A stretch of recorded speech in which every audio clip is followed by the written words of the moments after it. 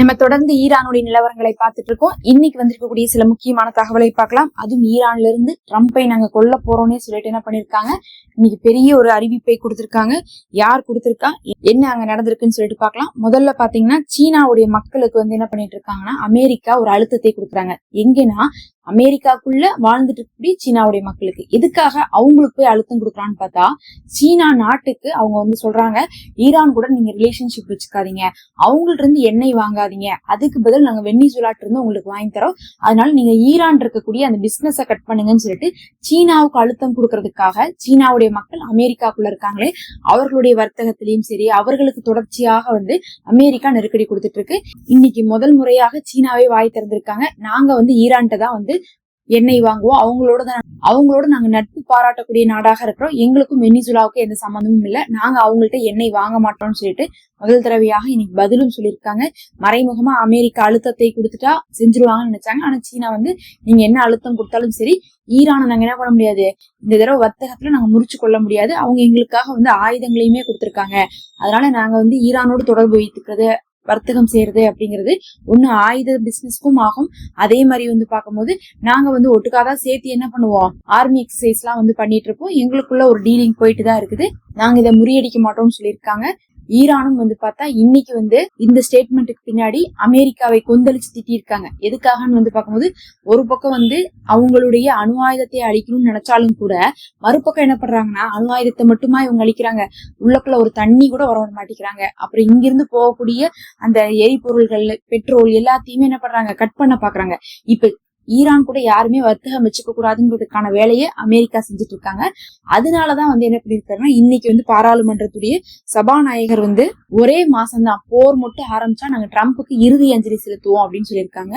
அதாவது ட்ரம்ப்பை நாங்க என்ன பண்ண போறோம், அழிக்க போறோம், அவருக்கு இறுதி அஞ்சலி தான். இறுதி அஞ்சலி அப்படிங்கறது மரணிச்சவங்களுக்கு தான் செலுத்தக்கூடியது, அதனால நாங்க ட்ரம்ப்பை கொல்ல போறோம்னு சொல்லிட்டு இன்னைக்கு வார்ன் பண்ணிருக்காங்க. அதுக்கு ரொம்ப முக்கியமான காரணமே, எங்களோடு யாரெல்லாம் தொடர்புல இருக்காங்களோ அவங்களெல்லாம் நீங்க என்ன பண்றீங்க, ஏதாவது மிரட்டியோ இல்ல அவங்களுக்கு வேற ஏதாவது பெருசா கொடுத்து எங்களோடு பிசினஸ் செய்யக்கூடாது அப்படின்னு நீங்க நினைக்கிறீங்க, அப்படி பண்றது ரொம்ப தப்பு அப்படிங்கறதையும் சொல்லியிருக்காங்க.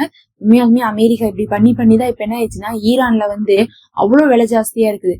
அதுவும் அமெரிக்கா டாலர், ஒரு டாலருடைய மதிப்பு இங்கெல்லாம் பாத்தீங்கன்னா எவ்வளவுன்னு பார்த்தா, இந்தியால எல்லாம் 90 ரூபா, பரவாயில்ல சமாளிக்கிற மாதிரி இருக்கும். நீங்களே நினைச்சு பாருங்க, இதே அவங்களுடைய ஒரு டாலர் நமக்கு 15 லட்ச ரூபாவா இருந்தா எப்படி இருக்கும், நினைச்சு கூட பார்க்க முடியல. அந்த அளவுக்கான காசு தான் ஈரானுக்கும் அமெரிக்காவுடைய டாலருக்குமான வித்தியாசமா இருக்குது.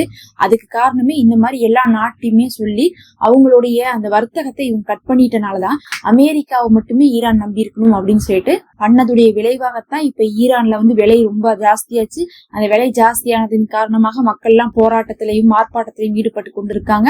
இந்த நேரத்துல இதவே காரணமா வச்சு போர் செஞ்சர்லாம் வேற பாத்துட்டு இருக்காங்க. அதுக்குதான் சொல்றாங்க, நீங்க போற ஆரம்பிச்சா ஒரே மாசத்துல நாங்க ட்ரம்ப்புக்கு இறுதி அஞ்சலியே செலுத்திடுவோம் அப்படின்னு சொல்லிட்டு இன்னைக்கு நாடாளுமன்றத்துடைய சபாநாயகர் இன்னைக்கு அறிவிப்பு கொடுத்திருக்காரு. இப்படிதான் என்ன பண்ணாங்கன்னா, அமெரிக்கா ரஷ்யாவை ஒதுக்குறதுக்காக வெனிசுலாட்ட போய் அவங்க எண்ணெய் வளம் எல்லாம் வாங்கினாங்க. வாங்கிட்டு என்ன பண்ணாங்கன்னா, ரஷ்யாவை ஒதுக்கிட்டாங்க. அப்ப ரஷ்யாவுக்கும் அமெரிக்காவுக்கான பிசினஸ் டீலிங் எல்லாம் கட் பண்ணி விட்ட மாதிரி, அதே மாதிரி ஈரானுக்கும் ஒதுக்கணும்னா ஈரானோட யாரெல்லாம் டீலிங்ல இருக்காங்களோ அவங்களுக்கு வேற ஒரு ஆப்ஷனை அமெரிக்காவே ஏற்படுத்துறாங்க. இது அமெரிக்கா ஒரு ஸ்ட்ராட்டஜியாவே ஃபாலோ பண்ணிட்டு இருக்காங்க. எந்த நாட்டெல்லாம் ஒதுக்கணுமோ அந்த நாட்டை முதல்ல வர்த்தக ரீதியாக முடக்கணும். அப்ப அவங்க என்ன பண்ணுவாங்க, நமக்கு கட்டுப்பட்டு நடப்பாங்கன்னு நினைச்சாங்க. ஆனா அந்த மாதிரி நடக்கிறதுக்கு ஈரான் ஒன்னும் சவுதியோ இல்ல யுஏஇஓ கிடையாது.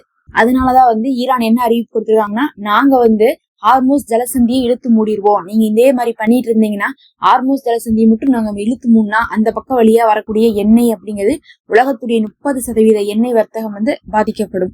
அப்புறம் இப்போதைக்கு 70 ரூபாவா நீ இருந்துட்டு இருக்கக்கூடிய அந்த எண்ணெயுடைய விலை 200 ரூபா வரையும் உயர்றதுக்கு அதுவே காரணமாயிரும் சொல்லிட்டு இன்னைக்கு மிரட்டி இருக்காங்க.